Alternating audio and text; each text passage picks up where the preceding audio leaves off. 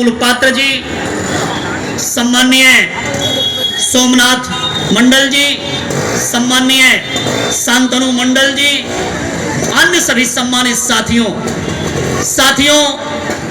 बड़ी कई घंटे से हमारे साथी लोग मान्यवर कांशीराम साहब की जयंती के मौके पर उनके जीवन और संघर्ष से जुड़ी हुई बातें आप लोगों के बीच में रख रहे हैं। ऐसे आज ये 2026 में अभी 15-20 मिनट पहले इलेक्शन कमीशन ने 2026 में होने वाले 5 राज्यों के चुनाव के तारीखों की घोषणा किया है। आपके प्रदेश में भी आने वाली 23 अप्रैल को पहले फेज का चुनाव होगा और उसके बाद 29 अप्रैल को दूसरे चरण का चुनाव होगा। 4 मई को काउंटिंग होगी, उसके बाद फिर सरकार बनेगी। साथियों, नई सरकार बनेगी। ऐसे में जब इलेक्शन का अनाउंसमेंट हो गया है, मैं साउथ परगना के साथियों से, मैं दक्षिणी पश्चिम बंगाल के साथियों से मैं कहना चाहूंगा, माननीय कांशीराम साहब की जयंती का यह कार्यक्रम जिसे हम बहुजन दिवस के रूप में मनाते हैं, आज हमें यह संकल्प लेना चाहिए कि हम पश्चिम बंगाल की राजनीति को बदलेंगे। पश्चिम बंगाल में जो अराजकता का माहौल है, जो शोषण और दमन का माहौल है, रात दिन कानून की धज्जी उड़ाई जाती है, ऐसे लगता है कि यहाँ पे जो सरकार चल रही है उस सरकार ने अपने कार्यकर्ताओं को गुंडागिरी करने का ठेका दिया हुआ है, मारकाट करने का ठेका दिया हुआ है। हम लोग संगठन बनाने के लिए कहीं पहुंचते हैं तो कुछ मजबूत साथी, सक्रिय साथी हमसे जुड़ते हैं तो हमसे सवाल करते हैं कि साहब, हम आपकी पार्टी का झंडा पकड़ लेंगे, हम आपके चुनाव चिन्ह हाथी को मान लेंगे, लेकिन जब टीएमसी वाले आएंगे या बीजेपी वाले आएंगे मोहल्ले में, हमारी मार पिटाई करेंगे तो हमें कौन बचाएगा? क्या आप हमें बचा सकेंगे? ये माहौल दिया है सुश्री ममता बनर्जी जी ने इस प्रदेश को कि बहुजन समाज पार्टी जैसी पार्टी जिसका बेस वोट SC ST बनता है, उसके बाद उसमें हम लोग पिछड़े समाज को जोड़ते हैं और फिर उसके बाद हम मुस्लिम समाज को या अल्पसंख्यक समाज को जोड़ करके हम लोग बहुजन समाज बनाने का प्रयास करते हैं। मेरे कहने का तात्पर्य है कि पश्चिम बंगाल में तो बहुजन समाज की आबादी 90% से ज्यादा, 94% से ज्यादा है।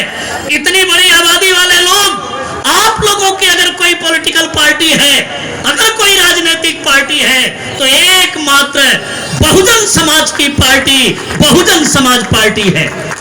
ये बहुजन समाज पार्टी आपकी है और आप ही की पार्टी को, बहुजन समाज पार्टी को जब हम मजबूती प्रदान करने के लिए, किसी को जोड़ने के लिए अपनी पार्टी का पदाधिकारी और कर्मी बनाने के लिए जाते हैं तो वो हमारे सामने कहता है कि साहब, आपकी पार्टी का झंडा तो हम पकड़ लें, लेकिन जब हमारी कुटाई पिटाई होगी, हमें मारा जाएगा, सताया जाएगा, तो हमें कौन बचाएगा? ऐसा माहौल ममता बनर्जी जी ने, आपके माननीय मुख्यमंत्री जी ने इन 15 वर्षों में बंगाल प्रदेश को दिया है। कहने का मतलब गुंडों का शासन है। और एक बात और, वो जो गुंडे हैं वो मुख्यमंत्री जी और उनकी पार्टी गुंडागर्दी किससे करवाती है?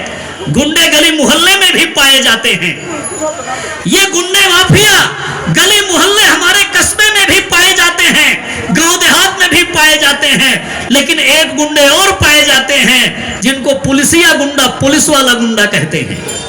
मतलब पुलिस प्रोटेक्शन नहीं देती है, पुलिस ऊपर से आके और 4 मुकदमे लगाती है और 4 केस लगा करके और उन लोगों को जेल में डालने का काम करती है।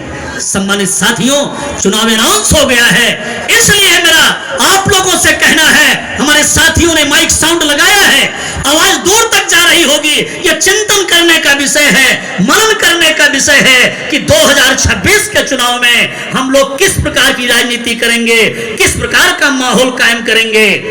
साथ ही साथ मैं यह कहना चाहता हूं कि एक तरफ पश्चिम बंगाल में माननीय मुख्यमंत्री ममता बनर्जी जी ने यह माहौल दिया है, तो मैं तुलना करना चाहूंगा उत्तर प्रदेश में 4 बार बहुजन समाज पार्टी की सरकार रही है, बहुजन समाज पार्टी की राष्ट्रीय अध्यक्ष 4 बार बहन जी उत्तर प्रदेश की मुख्यमंत्री रही हैं, वहां पर कैसा कानून का राज रहा है, उससे तुलना करना चाहेंगे, कंपेयर करना चाहेंगे।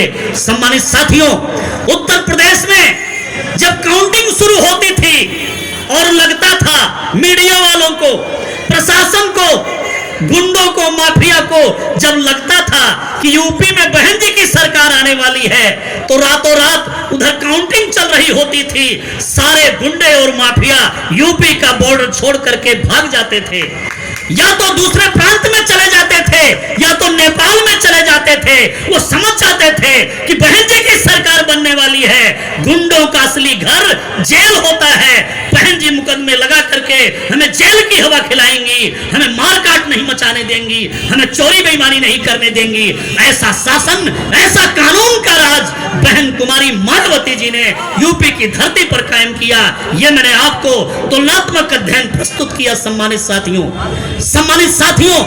मेरा आप लोगों से कहना है, आज माननीय कांशीराम साहब के जयंती के मौके पर मेरा आप लोगों से कहना है, अमीरी और गरीबी की बात किया, सरमाएदार और सर्वहारा की बात किया, पूंजीपति और गरीबपति की बात किया, कोठी बंगले और झोपड़ी की बात किया।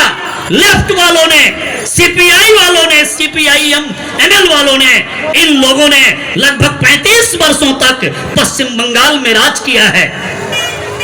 श्री ज्योति बसु जी मुख्यमंत्री हुआ करते थे, 35 वर्षों तक लेफ्ट वालों ने शासन किया है, राजनीति किया है। सम्मानित साथियों, अरे कैसा शासन किया है, किस प्रकार का शासन किया है। अमीरी गरीबी की बात करने वाले, पूंजीपति और खादपति की बात करने वाले, कोठी बंगला और झोपड़े की बात करने वालों ने इस पश्चिम बंगाल प्रदेश को गरीब से गरीब प्रदेश बनाने का काम किया है, लाचार से लाचार बनाने का काम किया है।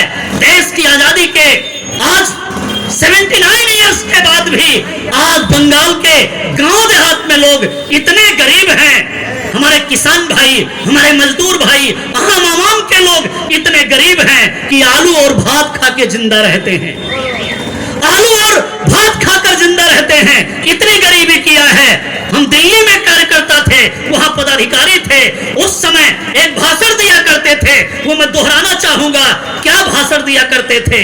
सम्मानित साथियों, पूरे देश में, पूरी दुनिया में जो इक्का होता है, तांगा होता है, वो घोड़ा तांगा खींचता है। पूरे देश में तांगा खींचने का काम, सवारी ढोने का काम वो घोड़ा करता है, लेकिन इस पश्चिम बंगाल को और इसकी राजधानी कोलकाता को ऐसा जर्जर बनाया इन लोगों ने कि इस पश्चिम बंगाल में इक्का तांगा खींचने का काम, सवारी ढोने का काम घोड़े की जगह पर इंसान करता है, मानुष करता है, आदमी करने का काम करता है।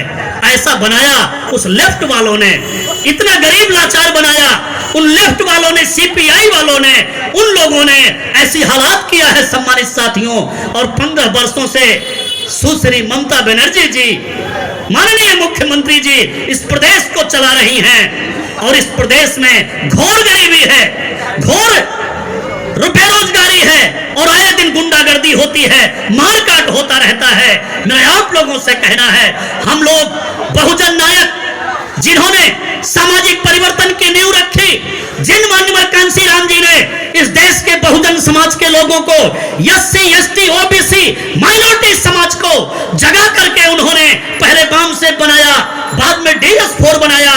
14 अप्रैल 1984 को बाबा साहेब डॉक्टर अंबेडकर की फिलॉसफी के आधार पर, बाबा साहेब डॉक्टर अंबेडकर की की विचारधारा को लागू करने के लिए उन्होंने बहुजन समाज के लिए एक पॉलिटिकल पार्टी बनाया, जिसके तहत आज हम लोग बहुजन दिवस मना रहे हैं। बहुजन समाज पार्टी बनाने का काम माननीय कांशीराम साहब ने किया।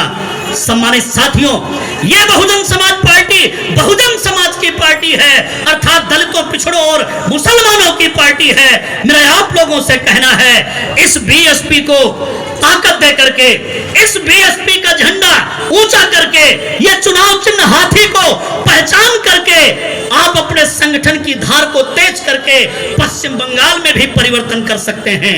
परम पूज्य बाबा साहेब डॉक्टर अंबेडकर की बात को आप लागू कर सकते हैं। आपकी जब संख्या भारी है, आपकी आबादी जब ज्यादा है, आपकी पॉपुलेशन ज्यादा है, तो डेमोक्रेसी में बाबा साहेब डॉक्टर अंबेडकर ने जब ये वोट का अधिकार दिया था, कॉन्स्टिट्यूशन में, संविधान में जब बाबा साहेब डॉक्टर अंबेडकर ने यह वोट का अधिकार लिखा था, तो बाबा साहेब डॉक्टर अंबेडकर संविधान से बाहर खड़े होकर के बाहर निकलने के बाद मुस्कुरा रहे थे। कोई कृपलानी जी थे, कांग्रेस के लीडर थे, वो बाबा साहेब डॉक्टर अंबेडकर के पास आए।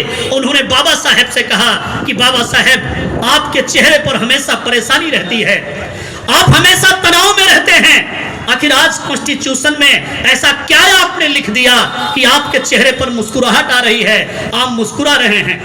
बाबा साहेब डॉक्टर अंबेडकर ने कृपलानी जी को बताया, कृपलानी जी, मैंने आज भारतीय संविधान के ड्राफ्टिंग के दौरान मैंने इस देश में पावर ऑफ वोट लिखा है, मैंने पावर ऑफ एडल्ट फ्रेंचाइज लिखा है, मैंने वयस्क मताधिकार लिखा है। इस देश के बहुसंख्यक समाज के लोग, इनकी आबादी ज्यादा है। जिस दिन इस वोट की ताकत को जान जाएंगे, इस पावर ऑफ वोट को जान जाएंगे, इस वोट को अपने लिए डालना शुरू करेंगे, अपनी सरकार बनाने के लिए, उस दिन इस देश के आवाम के लोग, लाचार गरीब लोग, कम पढ़े लिखे लोग, इस देश के निचले तबके के लोग, निचली जाति के लोग इस देश के हुक्मरान बन जाएंगे, इस देश के तख्तो ताज के मालिक बन जाएंगे। मैंने ऐसा प्रावधान किया है। सम्मानित साथियों, ये वोट की ताकत को समझाने के लिए माननीय कांशीराम जी ने बाबा साहेब डॉक्टर अंबेडकर की इस बात को समझाने के लिए कौन सी बात बाबा साहेब डॉक्टर अंबेडकर ने उंगली का इशारा किया था। बाबा साहब की स्टैचू, प्रतिमा आप लोग देखते होंगे, वो स्टैचू, वो प्रतिमा, वो बाबा साहेब की उंगली का इशारा किस तरफ होता है।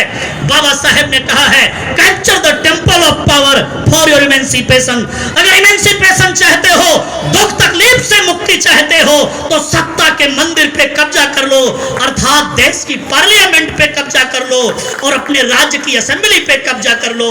सम्मानित साथियों, ये कब्जा कैसे कर पाओगे? ये कांशीराम साहब ने जीवन अपना लगाया, आपको पॉलिटिकल पार्टी बना के दिया, आप इसका इस्तेमाल करके आप अपनी विधानसभा पे और देश की पार्लियामेंट पे कब्जा कर सकते हो। सम्मानित साथियों, ये इस देश के लिए एक राजनीतिक प्रावधान, एक प्लेटफॉर्म माननीय कांशीराम साहब ने दिया। सम्मानित साथियों, माननीय कांशीराम जी ने एक दर्शन दिया। माननीय कांशीराम साहब ने कहा कि यह देश जातियों का देश है, वर्णों का देश है, हम जाति के नाम पर बटे हुए हैं, छोटे छोटे टुकड़ों में बटे हुए हैं। अगर हम अलग अलग जाति में बटे रहते हैं तो फिर हम लोग अल्पजन होते हैं।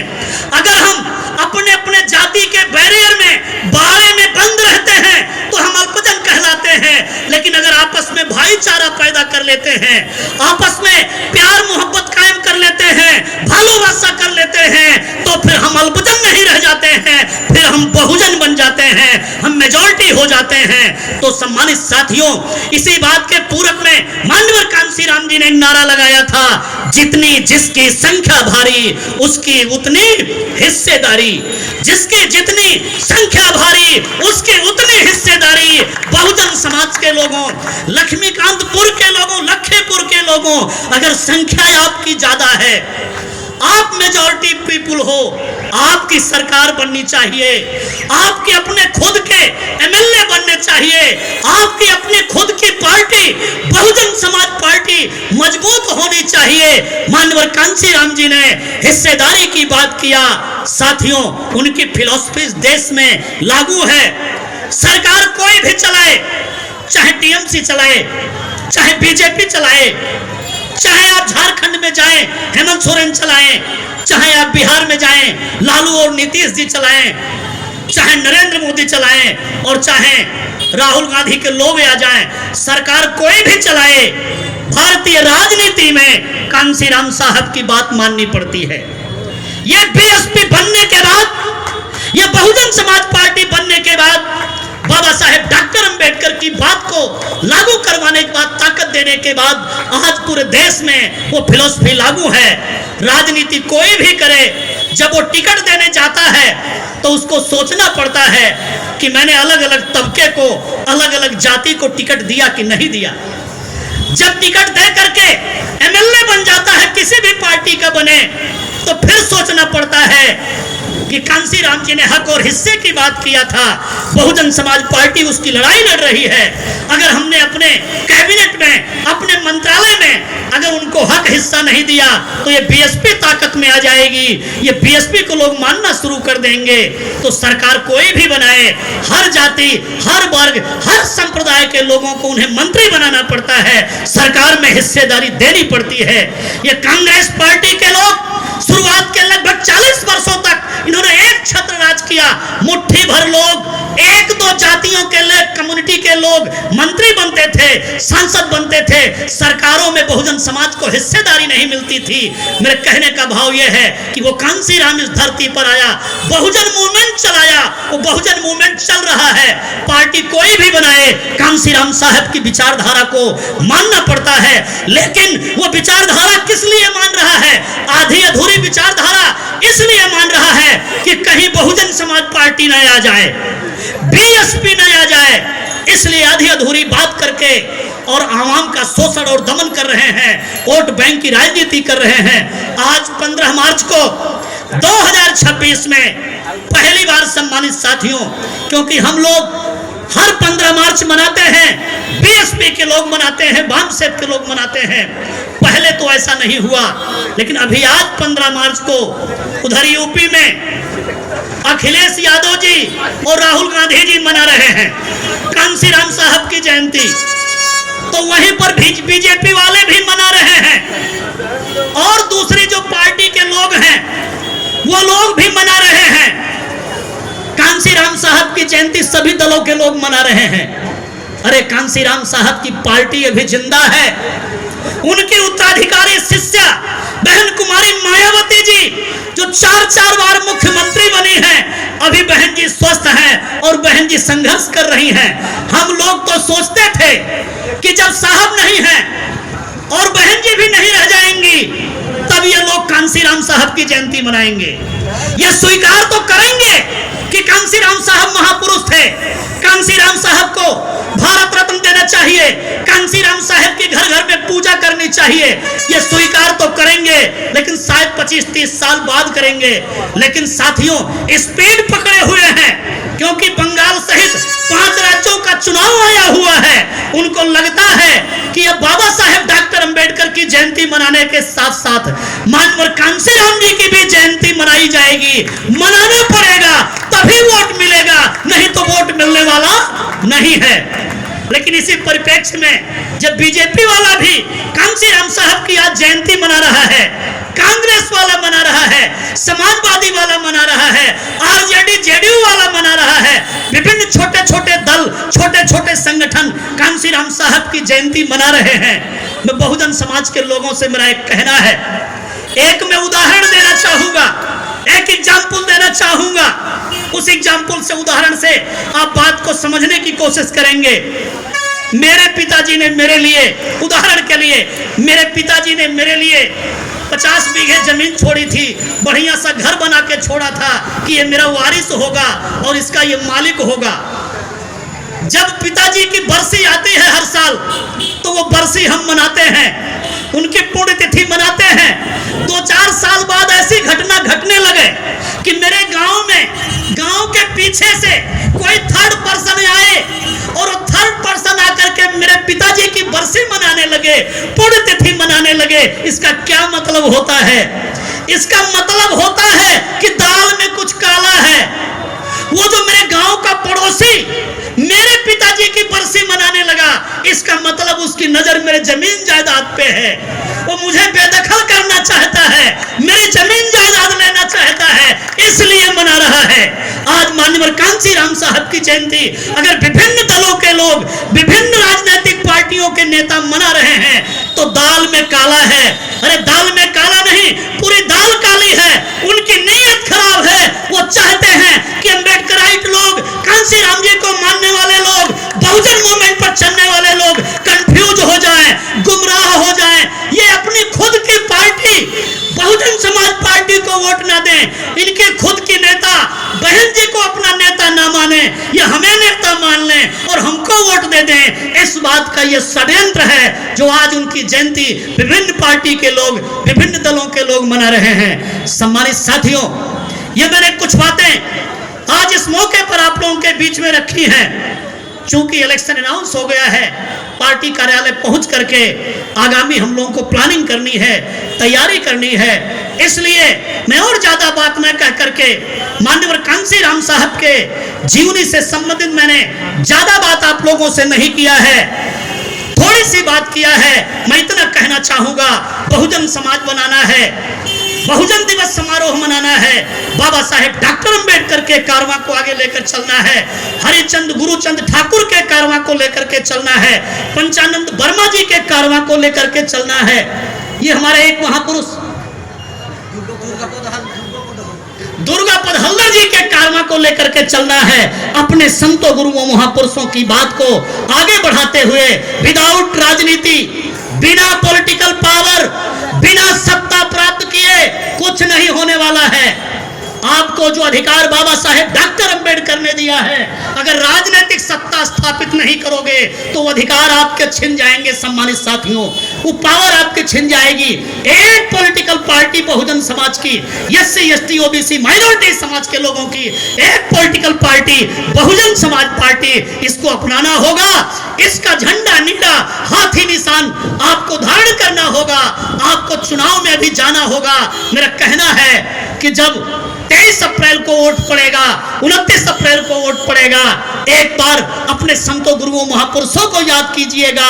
एक बार बहुजन समाज के उत्थान के लिए, उद्धार के लिए, इस देश के दलित पिछड़ों के लिए, अकलियतों के लिए, मुसलमानों के लिए जिन्होंने काम किया है उनको याद करना। उसके बाद फिर मुझे लगता है फिर आपको समझ में आ जाएगा। फिर आप टीएमसी के झांके में नहीं पड़ेंगे, आप बीजेपी के झांसे में नहीं पड़ेंगे। आपकी उंगली वो हाथी निशान पे दबेगी, आपका हाथी जीतेगा, आपकी पार्टी मजबूत होगी, आपका कैंडिडेट ताकतवर होगा, बंगाल में एक नई राजनीति की शुरुआत होगी। ऐसा आह्वान करते हुए, ऐसा निवेदन करते हुए, मैं और बात न बढ़ाते हुए अपनी बात को यहीं पर क्लोज करता हूं। आप सब लोगों ने मेरी बात को ध्यान से सुना है, इसके लिए मैं तहे दिल से आभार व्यक्त करता हूं। जय भीम, जय भारत, जय बहुजन समाज। धन्यवाद।